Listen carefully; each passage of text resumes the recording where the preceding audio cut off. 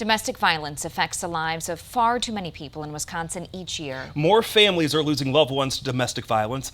A report by End Domestic Abuse Wisconsin shows 96 people lost their lives to domestic violence last year. That's a 20% increase from the year before, and it's the highest total since the social services organization started releasing data in 2000.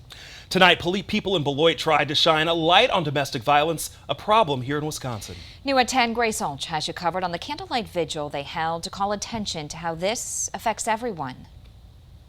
October is Domestic Violence Awareness Month, which is an important month every year so we can truly talk about how domestic violence impacts us and also celebrate the survivors who have made it through and honor those who unfortunately didn't. Kelsey Hood Christensen is the president and CEO of Family Services of Southern Wisconsin and Northern Illinois, the parent foundation for Defy Domestic Abuse Beloit.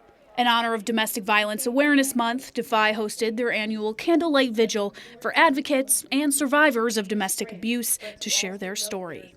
We want to provide a platform for survivors to share their story and also come together as a community to honor those impacted and to really talk about domestic violence here in our town. Hood Christensen and advocates say domestic violence numbers continue to be shocking, especially the rate of domestic violence homicides. But I do know it continues to increase every year, which is a devastating fact to have. But Hood Christensen says she's seen promising numbers too.